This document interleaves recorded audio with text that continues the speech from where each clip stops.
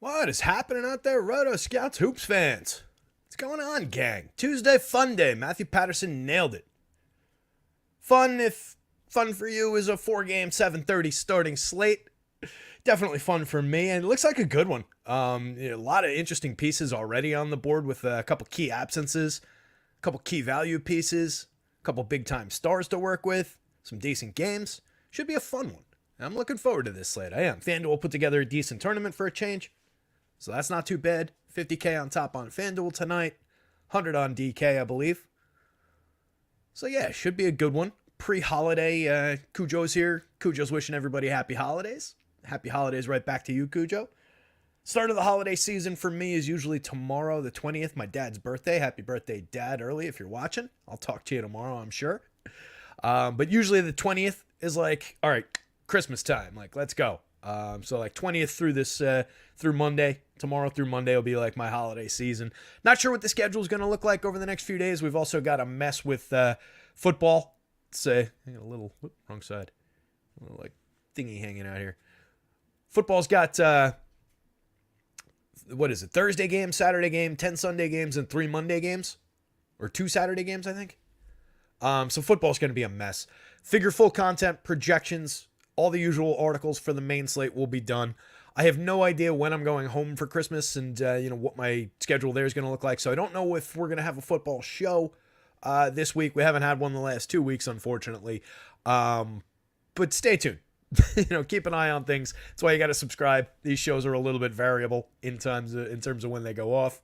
Like today, starting up at 5. I got to keep that in mind. We have a 7:30 lock today, but I do have to keep in mind that we started at 5, so we can't keep on talking forever and ever.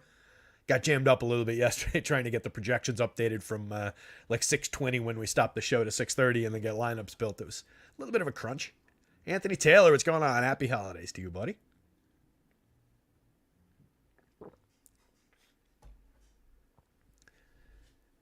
Kevin O says Terry's dad's still around. Yes, he is still around, doing quite well. He's been out there blowing leaves all fall, out on the lawn with his backpack, just walking 10 miles a day back and forth across the front lawn, blowing leaves. There's tons and tons of trees. The road that we live off of, like the main drag, is called Nut Swamp Road, and it was just a forest at one point. So there's still all these old big oak trees that just shed leaves like crazy. Like if you went to my dad's house right now, to my parents' house, and stood on his curb, you would be waist deep at least in leaves. It's pretty ridiculous. But yeah, dad's doing well. I'm not that old. I mean, come on, my dad's still around. I'm 40. I'm gonna be 45 this April. It's not that crazy that my dad's still here. Hopefully for a long, long time. But yeah, definitely cherish it. Love the guy, and looking forward to hanging out with them for a few days over the holidays for sure. Kenneth Woodhouse is here. Tizzle's here. What's going on, guys? So we got a dozen or so watching. Just jumped up to a couple more, so let's call that a quorum, and let's get this thing rolling. So, happy Spurs and Bucks Day. As you can see at the top of the board, we're already sorted for all positions by the DraftKings win rate as usual.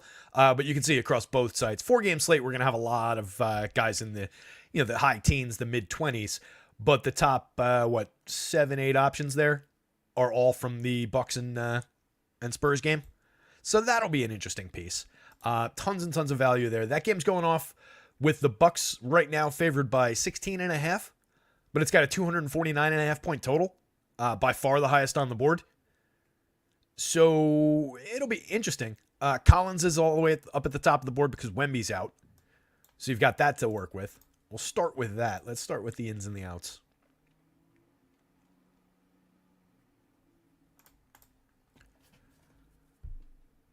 Let me get the official because the 4:30 came out a little while ago.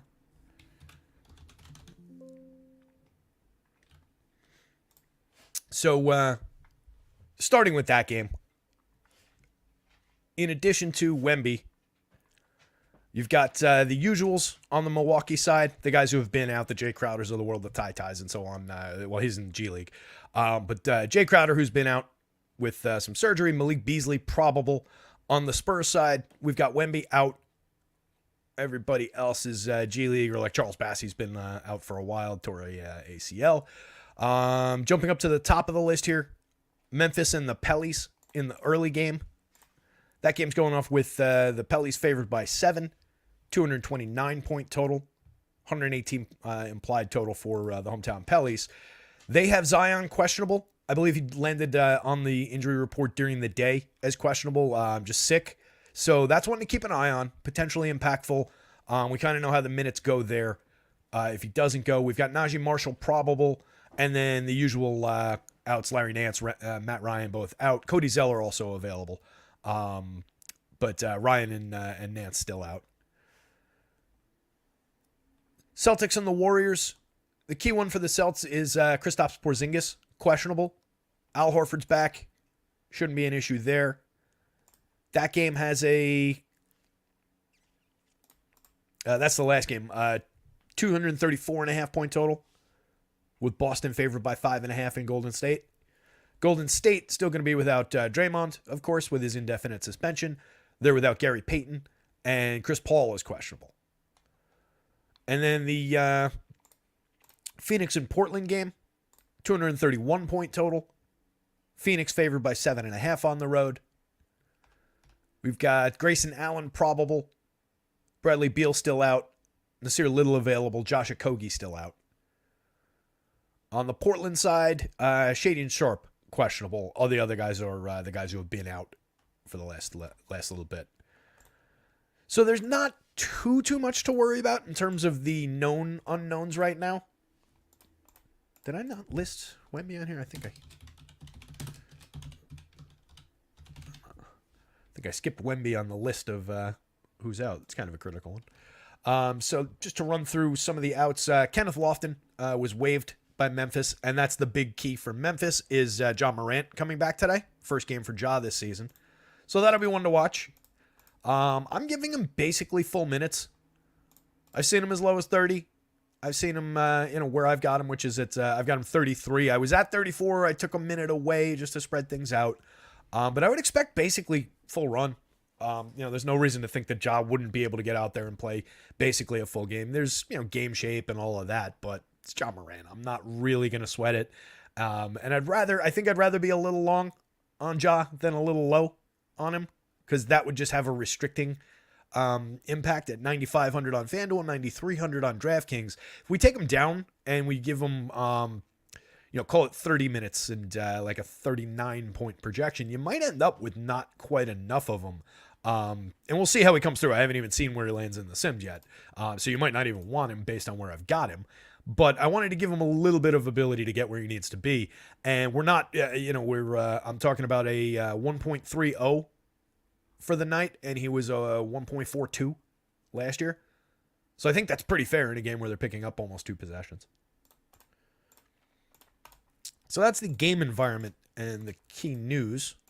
So let's jump back over to here, and we'll talk about the board that you guys are looking at. Travis Duarte, happy holidays right back to you, buddy. Take it to the top of the tree tonight. Yeah, let's put a star on top of the old tournaments tonight, or a star or a angel or whatever your family does. We're always star people. My sister always, my dad lifts my sister up and she puts the star on the top of the tree. I think my niece does it now. My sister's like 40 something. My dad, as discussed, is a little older. But yeah, I think my nice light niece is the one who gets picked up and puts the star on the top of the tree now. Porzingis out. Okay. So that'll obviously change the board that we're looking at here a little bit. We just saw that the other day. Let me mute my phone. So we've got, let's see, Horford back from that one. Oh, Horford was available that last game. Okay. So Luke Cornett's still out. So we'll see probably a split between Lamar Stevens getting some minutes, probably O'Shea getting some minutes. I have Keta just picking up like 4 minutes at the back end because of Cornette being out, so maybe he gets a couple. But I think it probably splits more between O'Shea Brissett and Lamar Stevens when I go take a look at it. And then like Pritchard Hauser probably pick up a couple of minutes apiece on the, they jump from like, I have them at 19. They probably jump into the low 20s just on sprinkle minutes around kind of a thing. But that'll be an interesting one. That's 30-ish minutes, 31 minutes that'll be spread across mostly the existing guys for Boston, And then Brissett and Stevens will pop into the projections. Let's see where those guys are priced.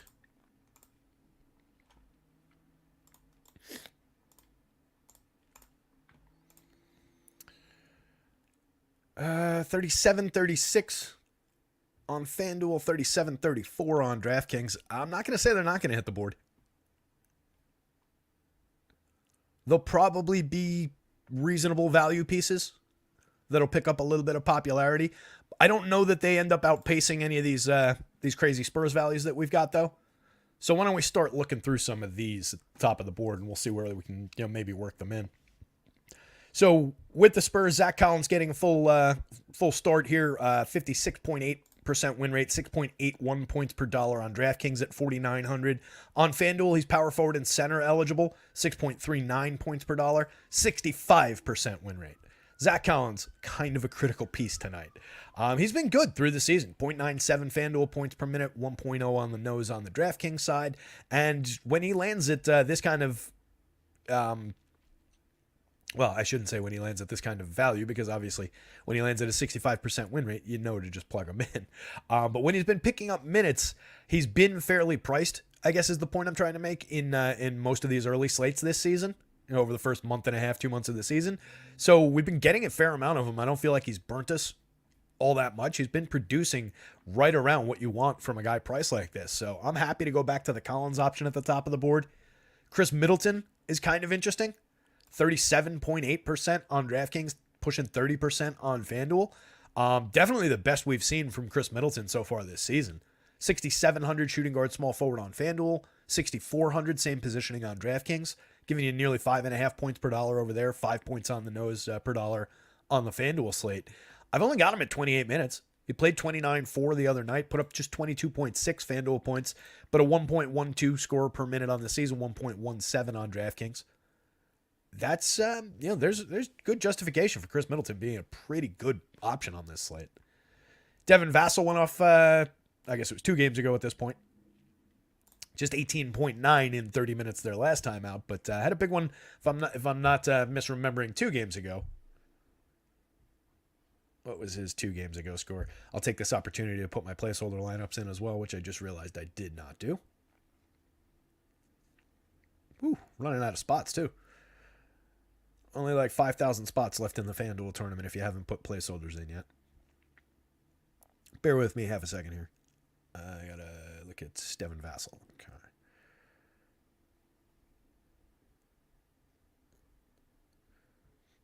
Yeah, the game I was thinking of before that, 35 minutes, put up 52.7 on FanDuel. 36 real-life points, 5 boards, 3 assists, a block, a steal, and a turnover. Very good player on the right night. Good score. Not totally scoring dependent, but if he's going to get over the top like that, it's obviously coming mostly on buckets. Okay. All right, that one's in. Somebody mentioned Sandro. I saw it. I know I saw it. Where is it? Kenneth Woodhouse. Don't really want to play Sandro Mamukelashvili. I'm big on pronunciation correctly. Mamukelashvili? I have no idea how to correctly pronounce Sandro's last name, so I'm going to call him Sandro. I don't want to insult anybody. He's just a value piece. Nobody really has faith or even is thinking that Sandro's going to go out there and, score 50 fantasy points. He's projected for 16 minutes. It's just because he's mid-price. That win rate, it really shouldn't be ignored. It's only a 14-point projection, but you're getting 4.86 points per dollar out of it at 3,000 at the dead minimum on FanDuel. He's a different play that was on DraftKings rather, for 3,000. He's a different play on the FanDuel slate. He is power forward and center eligible. If he was center only, I think he would get wiped out for a lot of those shares. But if power forward and center, 14.25 point projection, he's 3,500 over there, the min price on FanDuel. And you can see the impact that has on that win rate. It's not quite half, but it's approaching half. But still, 18.13, definitely a playable piece on the FanDuel slate at min price. But he's only there for points per dollar value. He's only coming through because of that price and positioning. That's, nobody's Nobody's expecting a slate breaker from Sandro in 16 minutes. 0.89 points per minute. The other day he played 8 minutes, put up 4 fantasy points. 0.91 DraftKings points per minute. But if he goes out there and, at 16 minutes, he's going to give you around this with a ceiling of probably around like 20 fantasy points. And little expectation of playing much more than that. There is the possibility that they're just getting smoked by the Bucks so badly in a game that it does have by far the biggest point spread on the day at 16.5 points, that maybe there's just, down bench guys playing in the entire fourth quarter. So maybe he finds a few extra minutes that way. But this is entirely just, there's no speculation here. This is just based on 16 minutes of who he is at price. So yes, not a comfy play, but I do think you gotta go there. Sohan, Keldon, two important pieces, two very realistic pieces. If you're not comfy with the Sandros of the world, you can obviously go to these guys. You're just paying a lot more for them. They're essentially double the price, more on DraftKings, but they're the actual starters for this team. Sohan, the primary ball handler, just 17.6 FanDuel points in 25.5 minutes the other day. Keldon put up 34 in 31.6 minutes in that same game.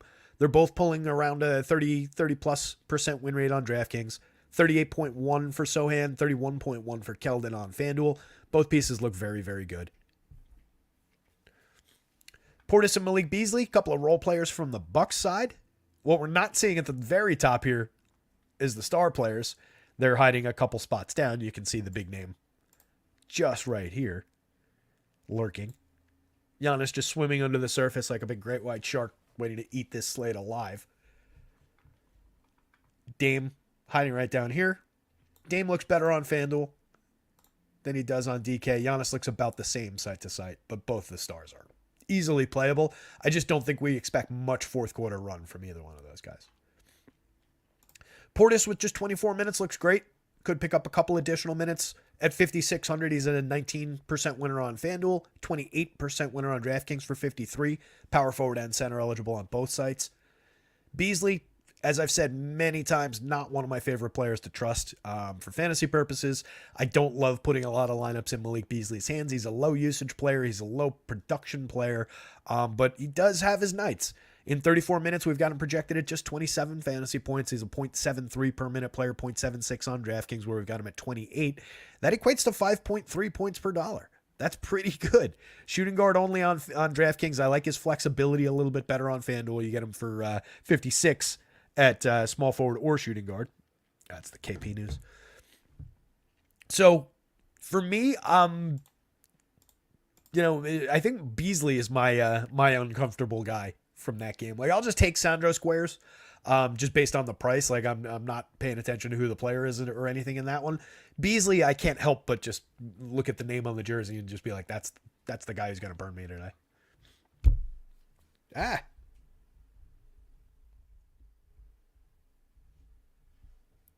Somebody confirmed that you can still hear me. I just hit the volume button on the mic. I might be blowing out your speakers. I have no idea. I think it seems like it's picking up a little too high. Hello. All right. I think this is okay. There's like a when you're talking thing that goes like that and when it goes into yellow and red, I get concerned. You can hear me. All right, cool. Sorry about that. So, that's most of, that's these, what is that? 8 guys. So on FanDuel, those 8 guys from that Bucks Spurs game, not counting Giannis, Dame, etc. 274% of the win rate on FanDuel, 279% on DraftKings with an average of 35%. There's a lot to chew on in that Spurs Bucks game. A couple of the other guys that land in the middle here, Herb Jones burnt us the other night pretty badly. Don't love Herb. Might take another look at where he's at. What is he? 0.91 on the season. He's another guy that's just kind of low usage. 15% usage rate on the season isn't great. He was a 0.78 per minute player last year. 0.94 so far this year.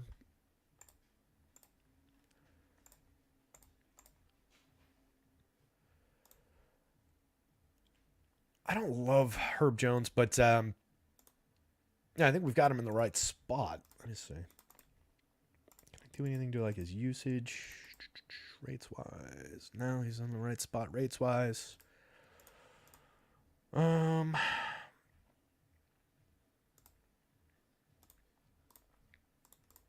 this point, this is just me looking for, is there a reason to mess with Herb Jones's projection a little bit in terms of the minutes, the rates. The rates are where they should be. The minutes, 28 2 games ago, 20 the game before that, 32, 26, obviously all over the place. Why did he only play 19 the last time? That's what I should have looked at. Was he in foul trouble last game?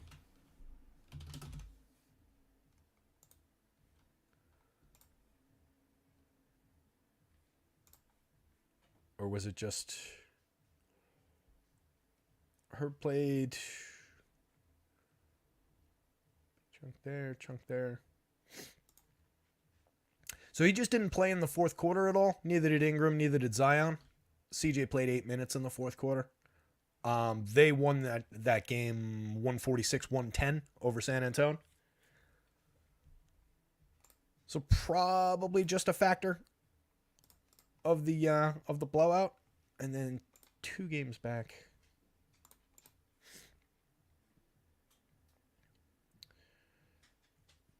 Same thing. Didn't play any of the fourth quarter. That one they won by 20 over Washington. So it just seems like he sat the fourth quarter twice recently. But I think the expectation of minutes is probably correct. I've got him at 30. He's averaging 30 on the season.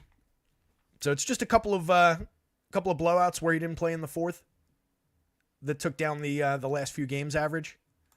So I think we're correct. He's going to be a little bit popular. So just not another guy who's not one of my favorites, but 0.91 fantasy points, FanDuel points per minute on the season, 0.87. Very justifiable in terms of the win rate. He's a good mid-level piece, 5,400 shooting guard and small forward on FanDuel, 55 both forward spots on DraftKings. I actually prefer, getting him in the power forward, small forward mix rather than having him soaking up some of the shooting guard shares like he does on FanDuel, just because there's so many good options at those positions. I feel like getting him into the mix with the big men makes a little bit more sense. Other non-Spurs or Bucks, Jaylen Brown showing a decent amount of value, 23.2% on FanDuel, 24.5% on DraftKings. Just a pretty good price, 7,700 shooting guard small forward, 8,000 shooting guard small forward on FanDuel. Good price for a 1.07 per minute, 1.09 per minute player. Simons, 7,900 shooting guard, point guard. Is he the first point guard we've talked about? No, second, Sohan. Oh, and Vassell on DraftKings also has point guard eligibility. Let's take that cue and we'll jump into the position by position. Now I want to see some of those breakdowns. So you get most, 1, 2, 3, 4 point guard eligible guys over 20% win rate on DraftKings. On FanDuel, obviously shouldn't have done that. All it is sorting a column. It should not take that much horsepower. On FanDuel, we've got Sohan, Dame, Simons, Brogdon, a couple more guys actually, yeah. CJ and Derek White all above 20%. Steph Curry hanging right around 20. So it looks like the pure point guard spot is a little bit deeper on the FanDuel slate.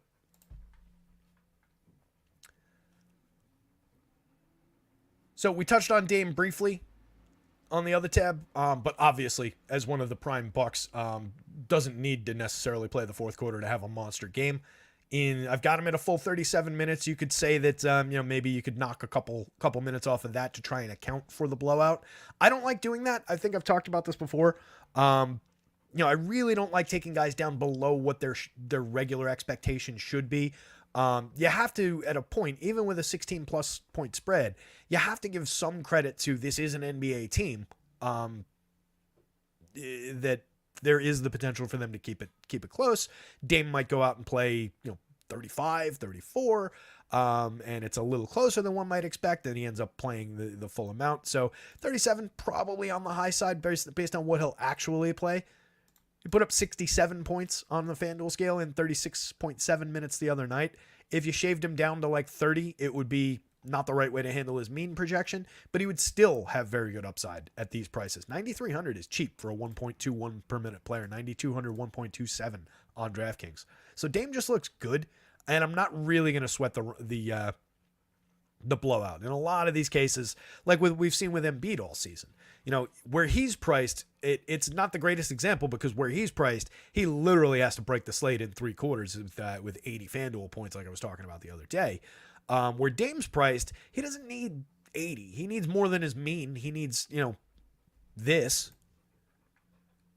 But if he goes out and gives us 62 in 34 minutes tonight, and then sits a couple extra minutes in the fourth quarter, or 60 in 33 minutes, that's probably enough on a 4-game slate. It would just then depend on his popularity and construction and everything. But I think there's plenty of reason to consider Dame easily in play here.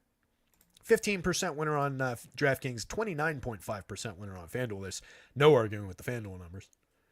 It's really DraftKings where he's more in the mix, but not really standing out. Jaylen Brown looks a little bit better than him on DK. Anthony Simons looks a little bit better. Oddball here, Brendan Podziemski, standing out on both sites. 23.4% winner on DraftKings, 6,100 both guard spots, 5.17 points per dollar, 31 point projection. On FanDuel, 22.9% winner, shooting guard small forward for 62. 0.92 per minute on the season, 0.94 on DraftKings. Played 33 minutes the other night, 25.5 FanDuel points. A little bit scoring dependent. Not the highest usage guy in the world, but getting decent minutes in this configuration of the Warriors offense. And I do think that there are, good reasons to go to that game, just with 2 relatively high-end teams facing off, a lot of very good players in those starting 5s that we're going to want to get to, and then a lot of decent supporting characters down the bench for both teams. So I think that Boston Golden State game, I don't like using the phrase star power as like, that's the reason to go there. But there is, between all the guys from Boston and some value plays now emerging on the Boston side, and then the usual cast of characters on the Golden State side minus Draymond.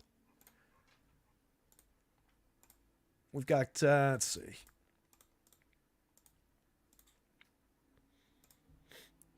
Boston picks up a little bit of pace. Golden State right around where they normally would be.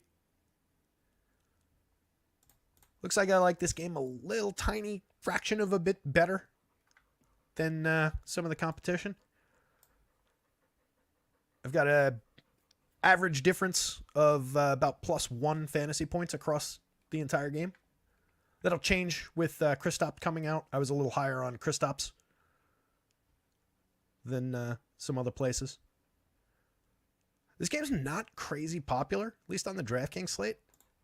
So I think there's good reason to go here for, just the players involved. You do have Chris Paul still questionable on the Golden State side, so that could create some additional value there. So I think we're going to have some good sneaky value here, or maybe not sneaky anymore, now that KP scratched early. But I think we'll have some good value in this late game. I think we've got some very good high-end players, and it just should be a fairly competitive game. It's a 5.5-point spread, but Golden State could easily hang with Boston enough to keep it interesting through the fourth quarter and have these guys all have to be out there. 234.5-point total as well. It's the second highest total on the board. Brandon Ingram, kind of lurking here in the middle. He takes a jump if Zion doesn't play. He looks good anyway, 25% win rate on FanDuel, 20% on DraftKings, but would see a little bit of a pop if there's no Zion, of course. Derek White, another piece from the Boston side in that Boston Golden State game's just been really good all season. 1.01 FanDuel points, 1.01 DraftKings points on the nose, 13% winner on DraftKings, 22% winner on FanDuel. And just a better player overall. Like what he gives them doesn't necessarily translate entirely fantasy points wise. He's just a really, really good piece for them. Grayson Allen, another guy, not one of my favorites, 0.73 FanDuel points per minute, 13.7% usage rate on the season, 0.75 DraftKings points. but does come in with a 13.72% win rate on DraftKings. Not all that relevant on FanDuel. 7%, I mean, it's not like he's irrelevant, but he's more of just a role player is who he is type on FanDuel today. A little bit more interesting on the DraftKings slate. Clay, decent projection, but low returns on FanDuel. 13.5% win rate on DraftKings at 6,500 is not bad. 4.76 points per dollar on FanDuel. Just a 2.6% win rate at 6,600. Shooting guard only. Probably has a little bit to do with it. No flexibility in positioning. And Clay's just not been the Clay of old, really, for the most part this season. 0.85 FanDuel points per minute. 0.91 DraftKings points per minute. Did have 36 in 29 minutes the other night. You know, we've got him at a 29-point projection in 32 minutes. So we're on the lower side. We're trending more towards his current year production. But he's capable of this. He's capable of a little higher. This isn't slate winning by any means. But it's an okay game that could be in a winning lineup, right? That's not going to win you the slate, but it's not going to lose you the slate. The number of winners, the slate winning scores that Clay has put up over the course of this season is extremely, extremely limited. CJ, I like the piece. 20% win rate on FanDuel, 12.7% on DraftKings. Point guard only on DK, probably something to do with the lower win rate there. 7,300 against their lower cap. 7,700 point guard and shooting guard on the FanDuel slate. I like a lot. 34.4 FanDuel points in 26 minutes the other night. 1.18 FanDuel points per minute. 1.18 on DK as well. Just a very good player in a good spot. Another guy who would probably benefit if we just forklift Zion and his usage up out of the starting lineup. Just more to go around. Trey Jones, 13% winner on FanDuel. Trey Murphy, 14% winner on FanDuel. On DraftKings, they're 11 and 9%. Both just very playable parts. Trey Jones, 22 minutes in that San Antonio-Milwaukee game. Just helps anybody. 0.85 points per minute on the season. 23 minutes a night. Put up just 11 and a half FanDuel points the other night in about 16 minutes. You can get the occasional clunker. It's not the highest usage guy in the world. But for the price, for the game environment, for the idea that maybe he sees a little bit more run late in the game, there's definitely some upside there. Steph, Drew Holiday, head-to-head in the point guard battle in that interesting Boston Golden State game. 19% winner for Steph, 11.7% winner for Holiday. Both about 8.5 on the DraftKings slate. Both play both guard spots. 9,000 for Steph, 6,700 for Drew, 87.68 on the FanDuel slate. Shaden Sharp, if he doesn't go, obviously don't play him. Currently questionable. If he does play, he's an okay piece.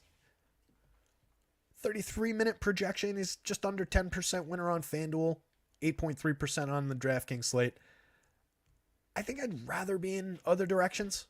0.84 per minute on this season on FanDuel, 0.88 on DraftKings, a little bit more appealing. 21.9% usage rate so far this season. You're definitely seeing plenty of opportunities. He's covered some minutes in the absence of other players that have given him, some skewed his average high a little bit. So I think he's just kind of settling into a role with basically everybody healthy at this point, where it's probably a little bit lower than what we've seen so far.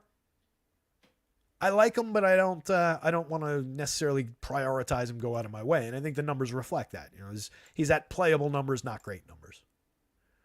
Devin Booker, solid minutes projection, about an 8% winner on both sites.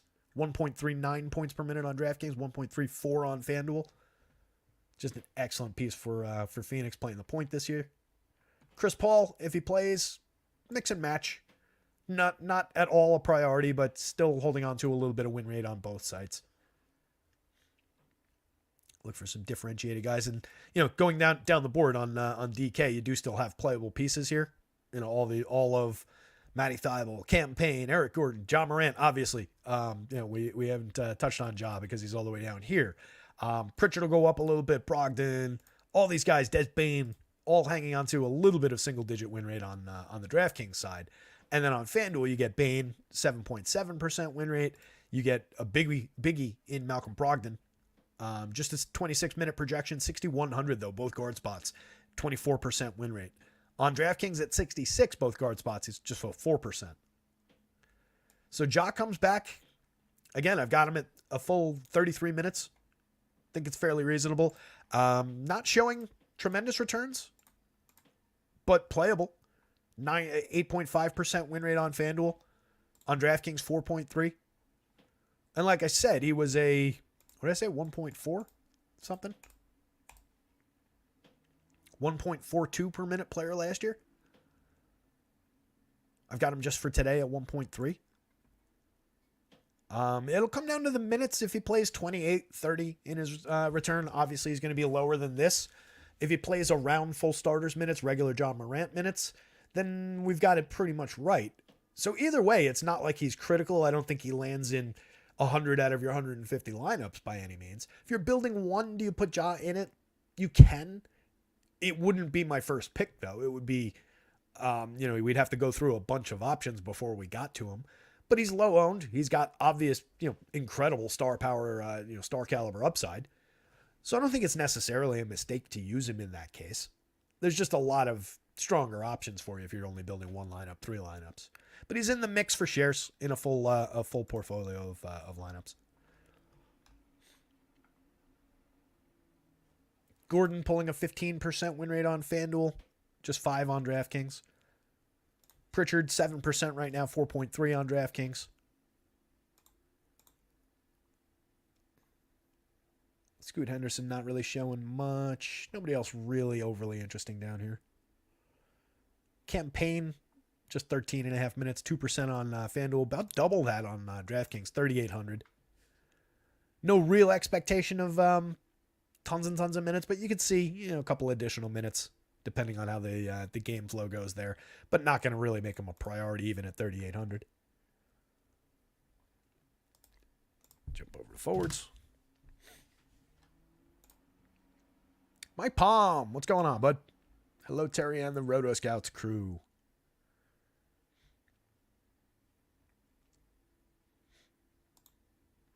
Let's see. Pop doing who knows what. The Bucks bench goes off. Yeah, I could definitely see that. Could be interesting there. As far as Branham, let's see. Last 5 were 30, 33, 28, 34, 23. They had 2 games back. No trade Jones. That doesn't really matter.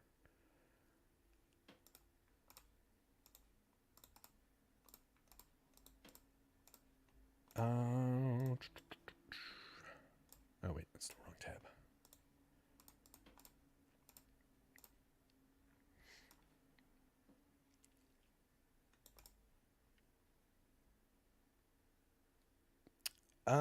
Not sure exactly what changed there. Could just be the rotation coming together the way that the Pop wants it. He's averaged 22 on the full season, but it's been 30 over those last 5 games or so. And no,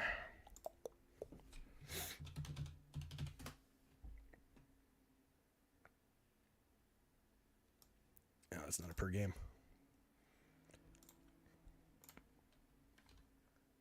Let's see. Let's see if we can answer that by looking at where is he on here? There. Oh no, not Ingram. Is he on the guards tab? That's why. There he is. I guess I just skipped over Branham when we were talking through through all the guards. 19.9% winner on DraftKings, 19% on FanDuel. Got him at 30.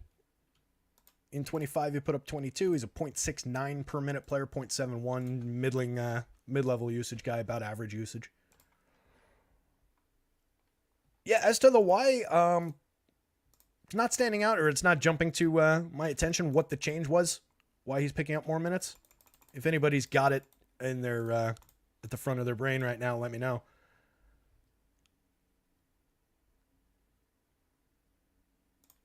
I'm just looking who's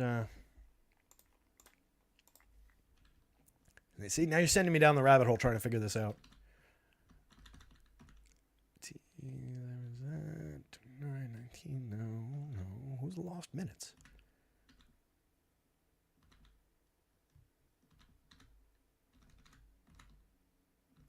It's not because of Wemby.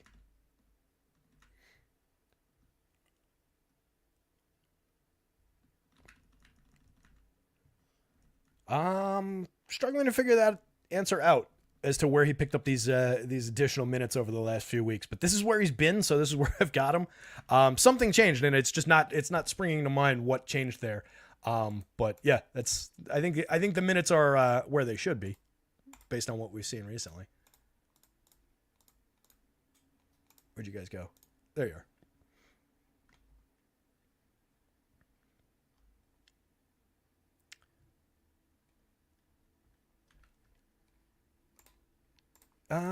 Let's see. On the Sharp and Scoot question, we've got Scoot at 24. Yeah, he'll probably pick up a few if Sharp doesn't go. We've got Simons in the mix, obviously. He's at 35 already, so he wouldn't really pick up anything. Brogdon probably picks up a few additional. Scoot picks up a few additional. So, yeah, I would expect to see an uptick there. What's the actual injury on Sharp? Is he just sick or is he actually hurt? Injury, illness, right abductor soreness. Sounds like something you can play through, but I don't actually know what an abductor is. Yeah, that's when I would say, monitor, keep an eye on, but we're talking about, Scoot's here, right? So I don't know that he becomes a priority play. He's just correctly priced for even more minutes than he's getting. 0.77 FanDuel points, 0.82 DraftKings points per minute. If I gave him even, 6 additional minutes to get him into the 30s, I don't think he takes that big a jump. It's not, if he was priced at like 48 or something like that, he'd probably jump into like this range. I think if we give him that, he probably, maybe gets to here, maybe doubles his win rate. But I don't think it becomes crazy. I don't think you go out of your way for him, but it would benefit him in this situation. Abductor's your hip. Right on. King of all trades. We got a doctor in the house. Love it. So let's get back to the forwards here. So some obvious guys in the San Antonio-Milwaukee game. Several guys that we talked about already with Middleton, Sohan, Keldon, Portis, Giannis, Dougie McBuckets, we didn't touch on. 16 minutes for Dougie. 3,600 both forward spots on FanDuel. Not really showing much. Sub 5% win rate. At 3,400 small forward only, even with a 3.72 points per dollar projection, he's pulling a 17% win rate. Those value squares on DraftKings are crucial. Could easily go out there and give you a clunker like this. 15 minutes, 11 FanDuel points. He's a 0.66 per minute player, 0.71 per minute player, and not much expectation of minutes or ceiling or anything like that. But just a plug and play value option from that extremely high end game. Jalen, I touched on Jalen before, but 23.2% winner on FanDuel, 24.5% winner on DraftKings. Just a very good looking piece for the money on in that Boston Golden State game. Jeremy Grant from that Phoenix Portland game. I'm kind of interested in that piece. 7,300 with full minutes, 20% win rate, 16.4% winner on DraftKings, 47.4 FanDuel points in 40 minutes the other night. Needs to play his full minutes and doesn't have tons and tons of ceiling. But I think for the mean, we're about right in terms of that price for where we're projecting him, where he's, what his ceiling with a standard deviation and a half looks like on a 4-game slate. I think he's pretty valuable here. So I don't mind getting shares of him. 73, 74, more flexibility on the FanDuel slate and a better relative price. So he's a little bit more appealing on FanDuel, but definitely playable on both sides. Nas Little pulling a little bit of win rate on both, about 15% on both, 4,600 both forward spots on DraftKings, 41 just small forward on FanDuel. The lack of flexibility cuts him. If he had both forward spots on FanDuel, this would probably be in the 20s. Another guy is a 0.76 per minute player. Grayson Allen, 0.73. You can see, though, for the money, even with more minutes, Allen doesn't get his half the win rate. On DraftKings, they're a lot closer. 5,500 for Grayson Allen. He's got a 13% win rate. Zion, if he goes, definitely playable on FanDuel. 17.49% winner at power forward only, 7,900. Don't love the lack of flexibility, but with all the flexible guys around him, it doesn't really matter. King of all trades, a personal trainer. Right? Makes sense. I've never worked with a personal trainer. I'm not a gym person by any means, Probably need to be in better shape. Need to start doing cardio. That's really my thing. I think thinking about grabbing one of those bikes, something like that. I'm not a runner. I really don't like running, but would like to start doing more cardio. But yeah, never did like the personal trainer thing. I always have this fear. The hell movie was it? There's some movie with a trainer. It's a comedy, and he's like, bending a guy's leg, and he's like, the guy starts yelling like, I felt something pop in my ass. Like, I'm just always worried about like that, just stretching me a little bit far. Like, you bend this way, I don't necessarily bend that way, man. 30 minutes a day is all you need. Yeah, that's it. And it's so easy. That's why I'm thinking the bike, because I can just throw on the tube, go into the other corner of my my living room from where the couch is, and sit on that and pump my legs for a little while, get the heartbeat going a little bit. It's 45 coming up, like I said at the top of the show. Start thinking about these things a little. I've been lucky. I've been a very healthy person my entire life. So like, if I can control just that one thing of like not having my heart explode when I'm 65, I got a good shot at a pretty good run, So yeah, something along those lines I'm thinking about adding to my routine here. Let's see, where were we? KD looking pretty solid. Pushing 19% win rate on FanDuel for 10,000. Seems cheap for KD. 1.33 points per minute. 10,000 at both forward spots. I'll have a bunch of KD shares, actually. 10% winner on DraftKings. Power forward only 9,600. Different kind of a play over there. Very, very playable, and obviously one of the higher ceilings on the slate. You do have a little concern around the total there. What was that one? Actually, it's only 7.5. 231 point total. So it's not as big a point spread as maybe as it could be. But if they're well out ahead, you could easily see them, especially with the bumps they've taken all season. You could easily see them protecting KD a little bit. Maybe protecting Booker a little bit late. Hopefully the game stays close, but I think there's plenty of upside for him, plenty of upside for Book. Trey, 26 minutes, 5,500 small forward only, still pulling a 15% win rate on FanDuel. Drops below 10 on DraftKings, but an easily playable part. Shooting guard small forward at 5,800. They're sharp if he goes. So, figure take half this win rate and drop it onto Scoot is probably a reasonable estimate. If he doesn't go for what Scoot changes are. Not half his minutes, obviously. Just half that, just as an idea. Take 4 additional percentage points and drop them onto Scoot. Tatum looking good on the FanDuel side, less good on the DraftKings side, but obviously, again, just a very likely 40-plus point player and a guy with a 60 and change point ceiling on the right night in a very good game. In a game that I'm going to have a bunch of pieces of, one of the highest end pieces in that game, if not the highest end piece. 1.23 FanDuel points per minute, 1.29 DraftKings points per minute.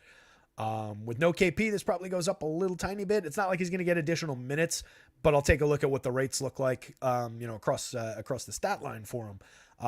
I certainly don't expect him to go down with no KP. Let's put it that way. So it might look a little bit better coming out the other side of the update after the show. Matty Thybulle is who he is. 7% winner on DraftKings, though, for 4,200. At the same price, lack of flexibility on FanDuel, he's not really relevant at all. But on DraftKings, shooting guard and small forward, 42, has him in a 7% winner. But again, it's a 0.67 per minute player, 10% usage rate, very low usage, very low opportunity player.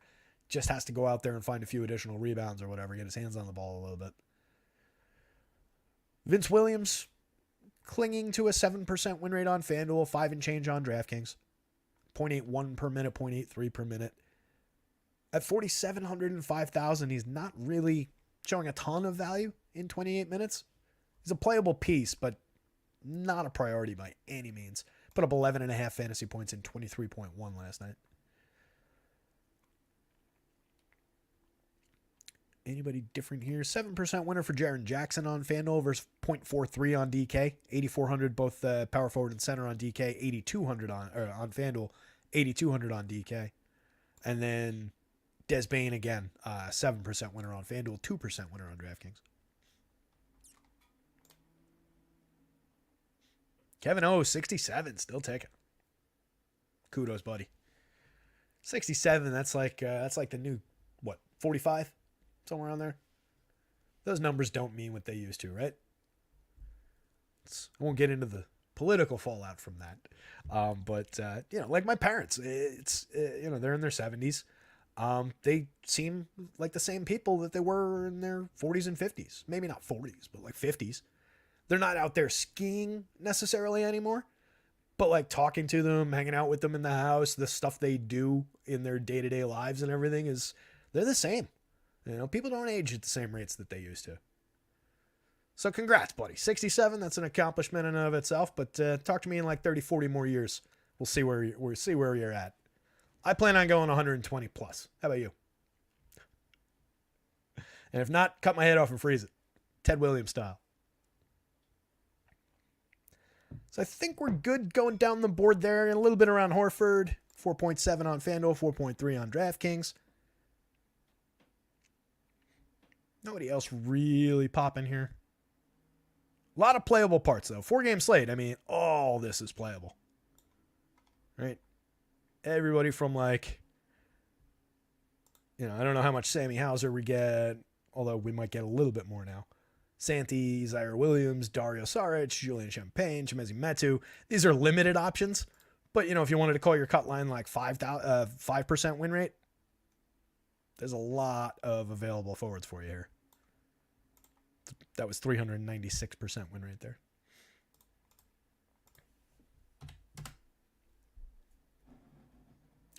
See you on Mars.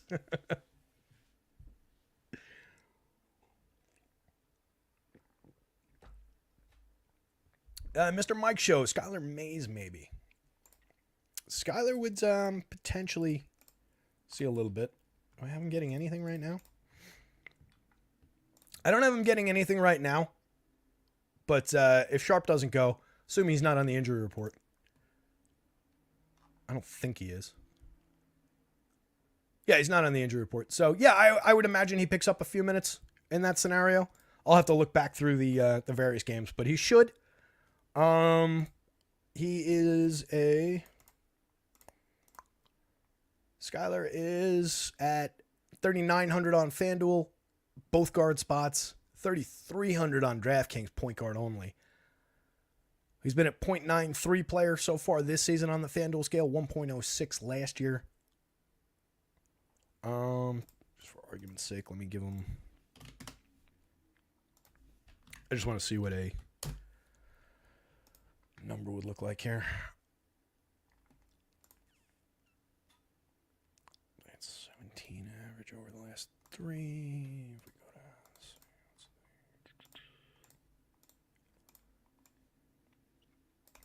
that was just 17 flat that game. So he played 17 minutes 3 games ago and did not play in the 2 games surrounding it on either side. My instinct was to just give him 16 and just to see where he came up. So that puts him at like 14 and change fantasy points. For 3,300 at the point guard spot, if you saw that, if he popped into the projections with like a 14, 15, somewhere around there, it probably would put him in play on DraftKings. I don't think it gets him there on FanDuel. But like, this is obviously a center at 3,000. So let's see if we've got a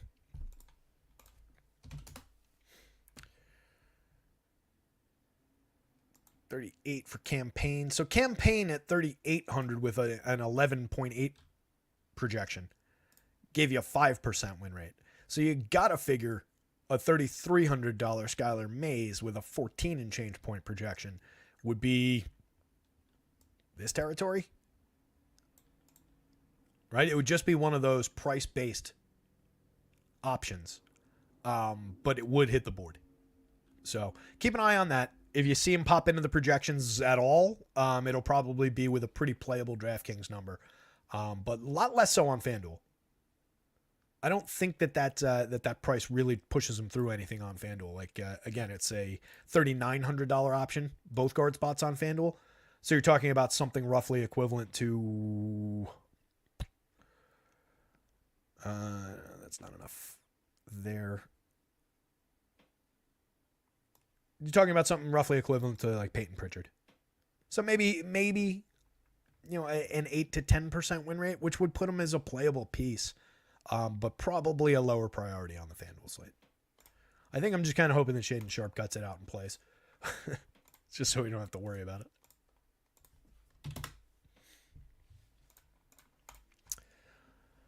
A lot of win rate that we already talked about, getting soaked up at the center spot in that Milwaukee and San Antonio game.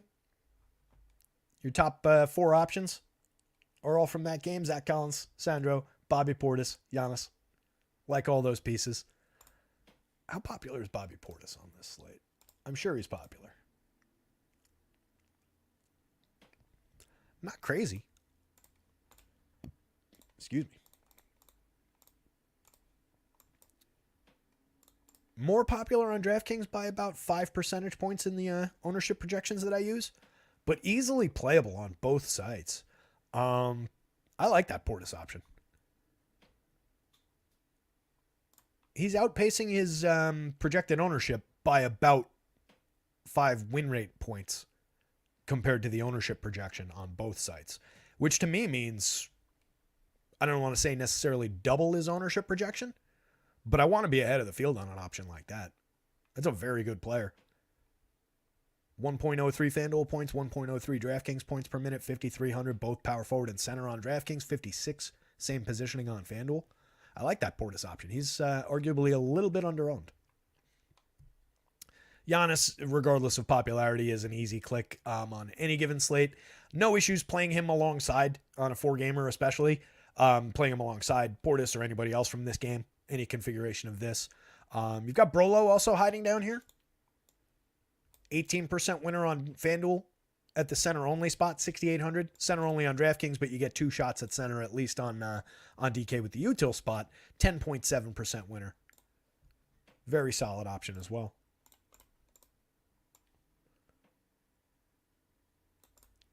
He's a little bit, looking at it the same way we just talked about Portis, on DraftKings, his ownership projection from the source that I use is a little bit ahead of that win rate, which means you don't necessarily want as much of him as the field, or you want to roster him around the field, but he's not like a let me get, half again on top of the field's number.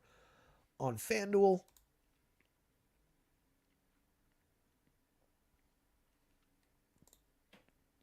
he is outpacing the ownership projection by 3 to 5 percentage points. So on FanDuel, I think you can press the Brolo button a little bit harder than on DraftKings, which is obviously reflected in the 18 versus the 10% win rate. But just talking about the win versus the popularity.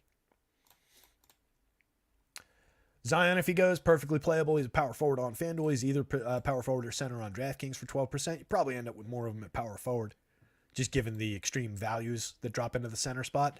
I can see a ton of lineups: Zach Collins center, Sandro at the util, and then everybody else filling in at the forward spots or around the edges. KP obviously not going, so take him off the board. That feeds probably a little additional win rate to a similarly priced Zion, probably a little bit to a similarly priced Joval. Joval's a player I like. 11.1% win rate on DraftKings at 1.23 per minute, 5.3 points per dollar tonight, 9.15% winner on FanDuel, 8,000. If we don't get Zion, there's a bump there as well. But just 23.1 minutes the other night, 42.5 FanDuel points. He's got a very big ceiling on a lot of nights, and he's never really that popular. Unless there's something like really, really pulling people to that team, Joval doesn't get crazy popular. Sub 10% ownership projection on FanDuel.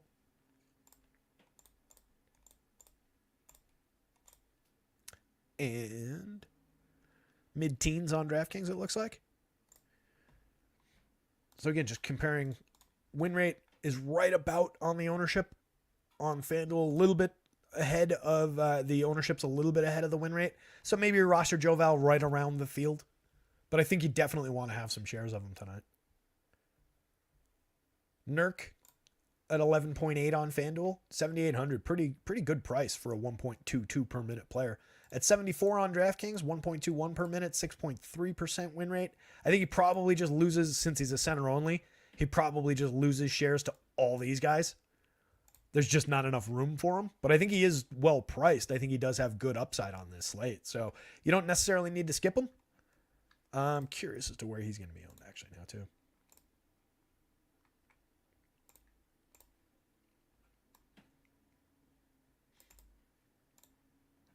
Hey, you know what? By this win rate, he is kind of over-owned. That's interesting.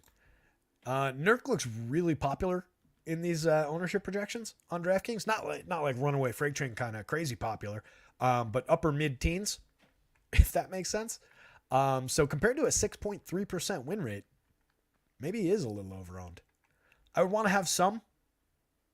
You don't want to leave the clubhouse with no Nurk in your bag tonight, I don't think. But yeah, it seems like the public is a little out over the skis on him. Talk about mixing metaphors.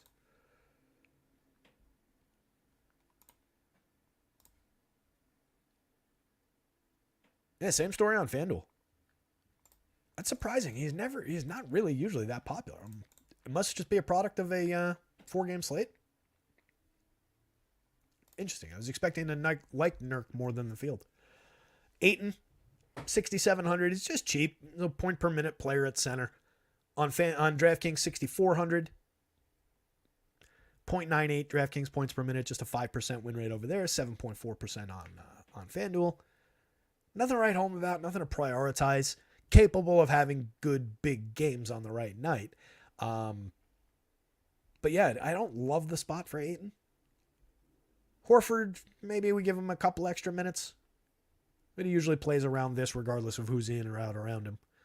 So I see more just downstream impact for everybody else on Boston. But maybe Horford ticks up to 26, 27, somewhere in that neighborhood. 5% winner on FanDuel, 4.5% on DraftKings as is. Isn't Biyombo out? Did I project Biyombo by accident?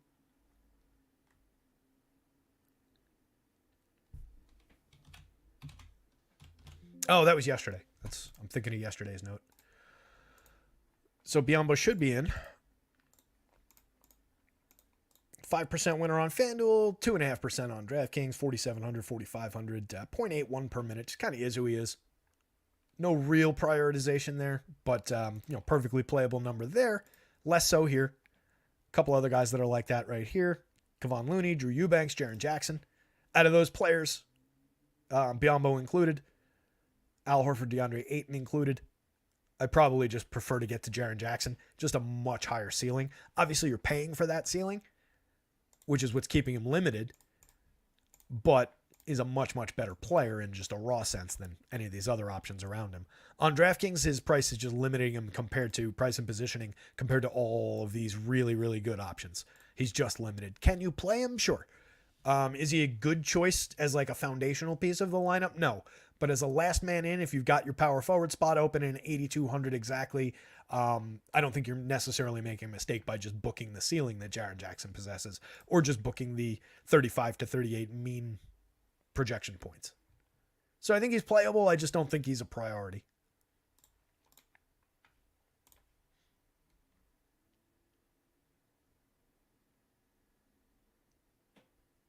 Yeah, Mr. Mike, that was, I knew that you meant contingent if Sharp was out for the Skyler question. DK specifically, yeah, that was all DK focused, and San Antonio bad against centers. I would posit that San Antonio is bad against everyone, but yes, centers included, of course, and the bench and the opposing coach, they're bad against everybody. Coach talk, Ja won't play crazy minutes. Okay. Is 34 crazy though? I think that means he's not playing 38. I think 33, 34 is our ceiling. I think I had him at 33. Maybe I'll knock him back to 31. Toss a couple somebody else's direction. It's just that becomes a little bit give and takey. And if you take that, there's a break point, right? If I take 1 point away, maybe it doesn't matter. If I take 2 points away, 3 points away, there's a point at which we cross the threshold for he just loses all his value in a points per dollar sense, as far as the optimizer, as far as the sims. And with a player that high end, I don't really want to do that too much. So what I'm going to do is after the show in a couple of minutes, I'll jump in there. I'll look at the rates. I'll look at any kind of minutes expectation. Maybe I make the adjustment and I'll run a sim just to see how he comes up. If I put him at 30, I'll run a sim to see how he comes up if I have enough time at 32 and just see if I can get a spot where we get enough of them we get a substantial enough amount of him and his ceiling for a decent price, but we're not like crazy over the top on him. I think that's a reasonable way to approach it. But yeah, I hate that. I just wish, I hate coach speak around stuff like that. We're monitoring his minutes. We're paying attention to his minutes. We are always monitoring their minutes. It's not like the coach is out there like, oh shit, he's played 42 minutes tonight. I didn't realize. Like, you're always monitoring his minutes. Not going to play crazy minutes. Can't you just come out and say, I expect to give Ja about 32 minutes tonight? Is that hard? Hate this nonsense. So it makes it fun though. If we knew exactly what everybody was going to play to every night, that would be a lot less challenging of a game. So let's look at some sims. I think we talked through all the player by players. We've been going for about an hour, coming up on 6:06, 7:30 start time. So I do want to get out of here so I can update a lot of changes to make already. So let's jump over to here. We'll pull up our pals over at acemind.io. As always, sims are brought to you by AceMind. Strongly recommend them. Again, I get nothing out of plugging it. Well, I mean, technically, the guys are not making me pay for my subscription right now, so I guess I get that. But just really good guys, really good tool. As I've said a number of times, they're crazy responsive because they're just nerds like us. They're on their Discord all the time. They're in our chat a lot. They're available in my Discord. They're available on, they watch our YouTube shows and hang out with us a lot. They might be here right now. But their tools are fantastic. It's a great sim. Their prices are better, I believe, than a lot of the competition out there. They're smaller and a lot less known. So we want to help them build a crowd here, build up the subscription base. But more to the point, it's just a tool that I've been successful with. So that's why I'm really recommending it. I like using their sim tool. It gets me away from not having to pay through the nose at other places. It gets me away from not having to use my Excel sim tool that I used to use, which, as I've said before, took, I would have to start it at 7 o'clock to get results for 7:30. And even then I'd be sweating it. And you lose all kinds of changes that might happen in that last half hour. So the ability to just do a full sim in about a minute, and it goes and it builds, for this DraftKings sim that you guys see here, it's 27,450 entries. And it does it like that. It just builds that pool, and then it runs these lineups against each other 50,000 times. And then we get our results. So you can just go in totally naked with 5 minutes. All you need is projections from anywhere. You can upload them right in here and click go, and you get good lineups. It's that easy. If you've got time and you can build a pool of lineups with your projections, and then you let AceMind build their sim pool with like DK projections or RG projections or stochastic projections, then you can sim your lineups against a pool built on stochastic or RG or an average thereof. And you get a mix. Then you'll get the best of both worlds. You can get lineups, and it tells you this came out of the optimizer, calls it opto for ones that you upload. This came out of a generated lineup. So you might get a mix. You might get all the optimized lineups that you created, which would be the case more often than not if you built the pool with their projections, built the lineups with ours, and then ran the sim with ours. It would lean in our direction, but you would get some mixed in from the other pool as well. So it's just a really good tool. They've got an optimizer as well that cranks out thousands of lineups pretty quickly. So really, really good site. acemind.io. Anyway, enough plug-in for those guys. Lot of Zach Collins, as expected. Zach Collins and Sandro just kind of dominating the center spot here. A little Joe Val sneaking through. But a lot of Collins and Sandro. And where we're not getting Collins or Sandro here, as expected, for the most part, we're getting him in that util spot. All right, look how many doubles. Collins, Sandro. Sandro Dame. Collins, Sandro, Sandro, Collins. We do get some useful upside pieces in that util spot, of course, or useful, star level pieces. Book, Dame, some Brolo there. Derek White, Keldon. But primarily, center, util are our value plays on DraftKings today. The ones that don't use both of those guys tend to find value. Like this one's got Campaign and Dougie McBuckets in it with Podziemski as well. Wow, that one's a total oddball. Podziemski projected really well today, though. But it's picking up like one other value play the ones that use like a true value guy, like a Thibault, Dougie McBuckets. I guess it's 2. So let's see. What do we need in this? Saric, Sandro, Podziemski, Collins, Giannis, Tatum, Beasley, Branham. So some of these look like they have 2 with the 2 center plays. If you don't go with the Collins and Sandro, it looks like you need a third value guy. Right? Like these, like this one. This Collins one. It uses Booker in the util spot. You get Giannis there. Podziemski, Keldon, both reasonable plays. But then you've got Campaign, Thibault, and Dougie McBuckets helping you get that value back. Very Starsy Scrubsy.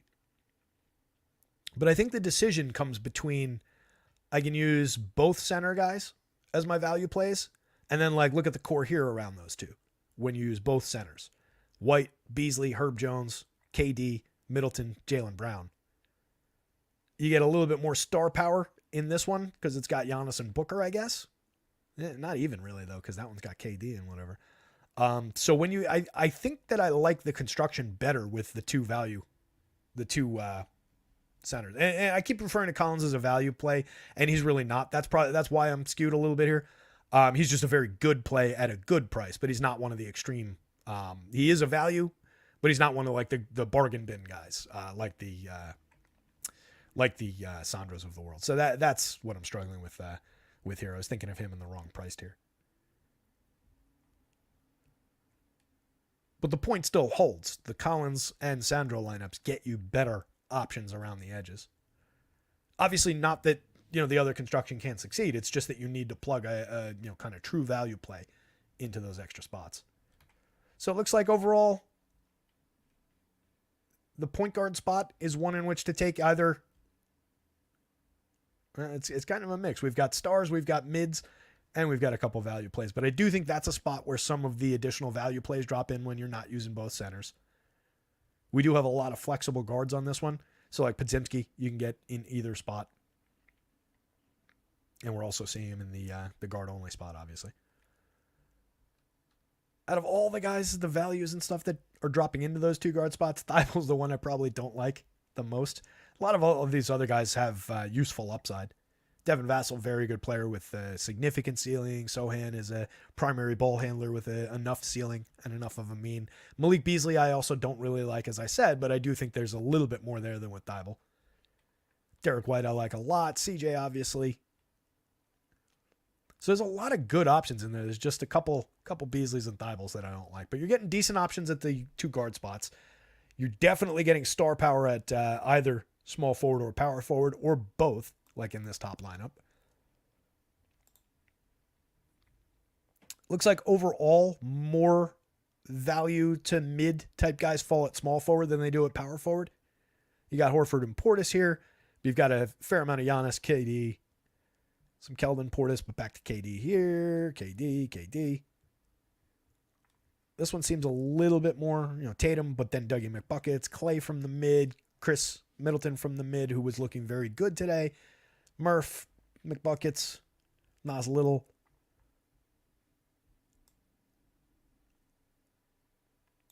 At the guard only, it's basically just the same mix of guys. Whoever you didn't get over there, you're taking over here. And then the forward spot seems a little value oriented. Saric, Nas Little, Grayson Allen, Kuminga. Not extreme bargain bin value guys, but like the lower mids. The low fives, the fours, somewhere in that neighborhood price wise. And then your value play. Fairly straightforward in terms of how it comes together.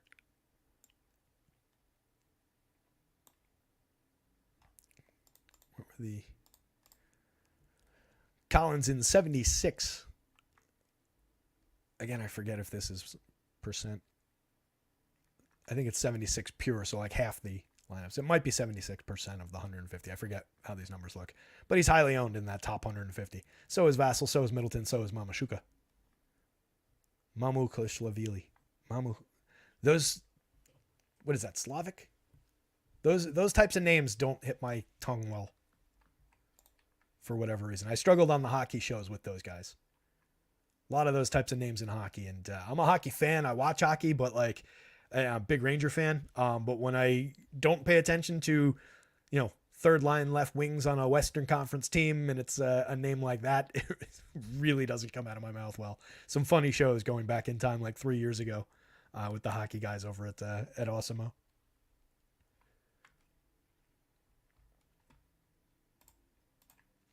We looked at all these win rates. These are the win rates that were in that sheet that we were looking at.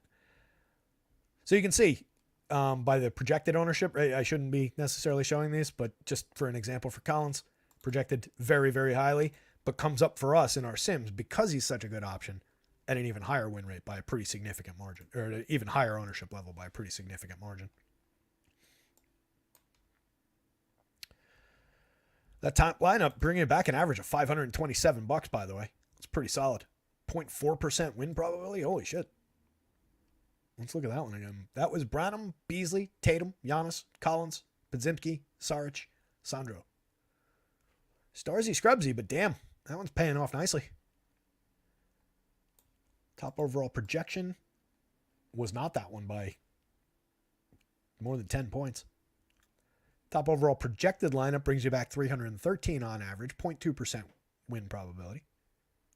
$313 average winner. That top projected lineup was Vassell, Ingram, Middleton, Herb Jones, Zach Collins, Anthony Simons, Bobby Portis, Malik Beasley. Damn, that's a good lineup. That's a very, very balanced lineup on a day that's skewing very Starsy Scrubsy. That's interesting. That next one down is the same thing. Vassell, Branham, Ingram, Portis, Collins, Simons, Middleton, and Brolo. Again, these are highly projected. These are our top two projected lineups. They also leave a little tiny bit of money on the table. They're good lineups. They're not our best.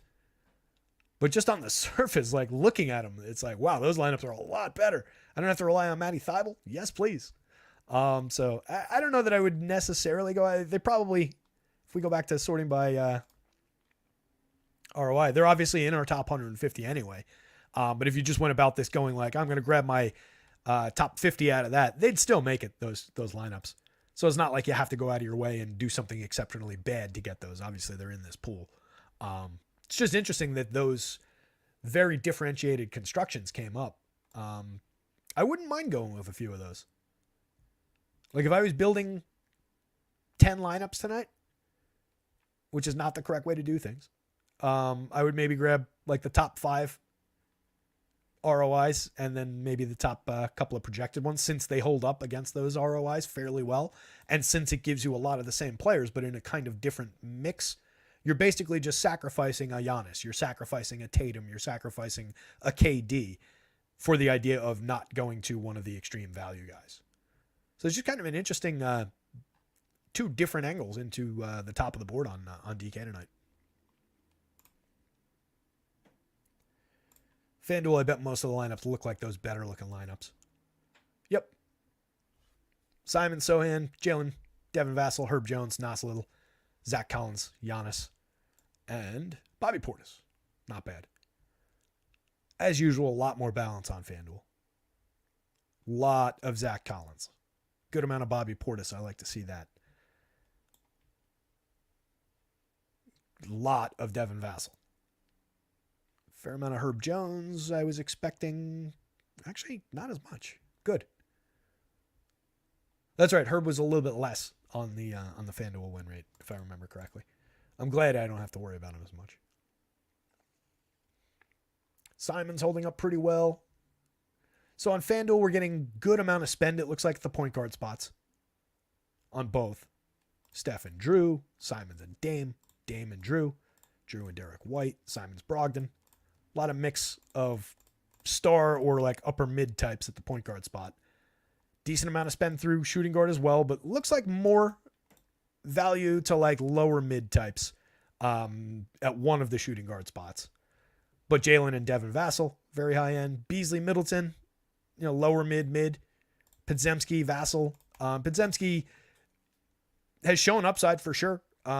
But I have trouble calling him like a true, mid-level NBA player right now, but seems like he's got that kind of trajectory.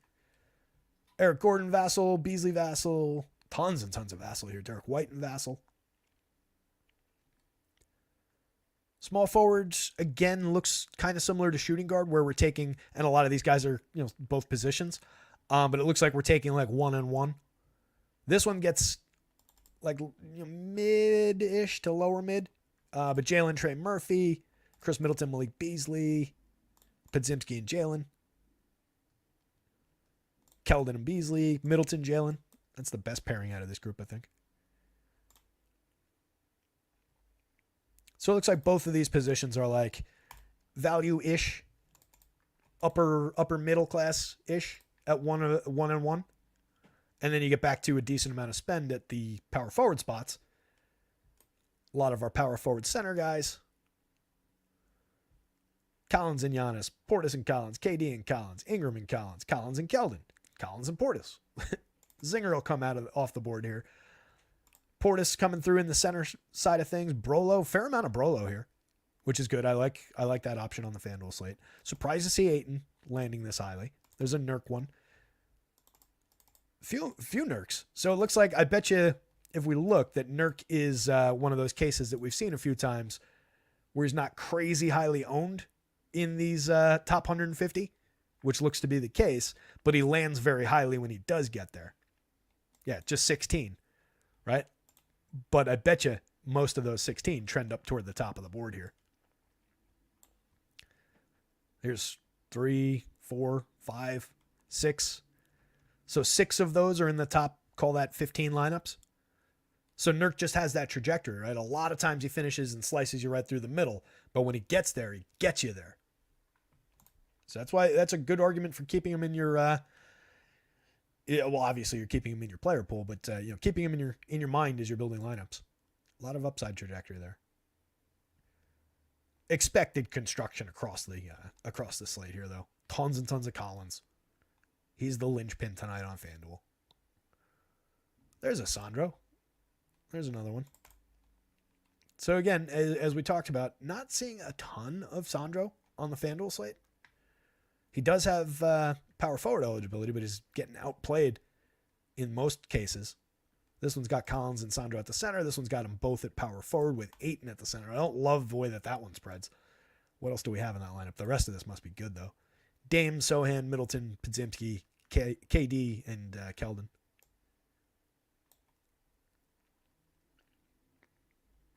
Yeah, FanDuel coming together basically as expected. I think you could easily hand build winning lineups for this slate on FanDuel. Projection. Oh wait, let me do the. As usual, FanDuel, your average cash winnings is less, but that top lineup was bringing back $215 on average. That one again was Simon, Sohan, Jalen, Vassell, Herb Jones, Nas Little, Collins, Giannis, Portis. And then by your top projected lineups, I think that's the same one. Yeah, that was also our top projected lineup. Second most highly projected lineup was not quite as good. Brings back $148 on average. That one was Sohan, Simons, Vassell, Podziemski, Herb Jones, Jaylen Brown, Collins, Giannis, Sandro. Similar but different. Trey's here. What's up, Trey? Trey says, yo, been busy with finals this week. Just saying hello and like and subscribe for T-Sizzle. Thank you, buddy. And Trey's glad the Eagles lost. Trey's a Cowboys fan. He was sweating. Go Bucks, says Kevin O. Good stuff, guys. Trey, you got here like just in time for the end of the show, buddy. It's coming up on 6:30. A little bit more than an hour to go before lock. I got some updating to do on the projections. We got to get KP out of there. We got to see what else has changed. So keep an eye on that. A couple of the things we talked about through the show, just keep an eye on where, like if Skylar Mays picks up like 16 minutes, like we talked about, he'll show some value on DraftKings if you get no shade in there. So just keep an eye on that stuff. It'll all come through the projections. Plenty of time to build lineups tonight. But with that said, whoops, I almost clicked the close studio button. With that said, you guys absolutely rock. Hit the like button for me. Follow the @rotoscouts. Jump into our Discord. It's fun in there when we're all talking. Some nights it's not. It's a little bit more quiet. Depends on a lot of the time whether who's around and whether I'm up and doing stuff or just like, being lazy in the other room. But yeah, that's it. So good luck out there. Somebody go win something. We'll definitely be back tomorrow for the Wednesday slate. We'll see what the holiday schedule looks like coming up, but everything football-wise, basketball-wise will at least be covered with projections. So good luck out there. Go win some. I'll see you tomorrow.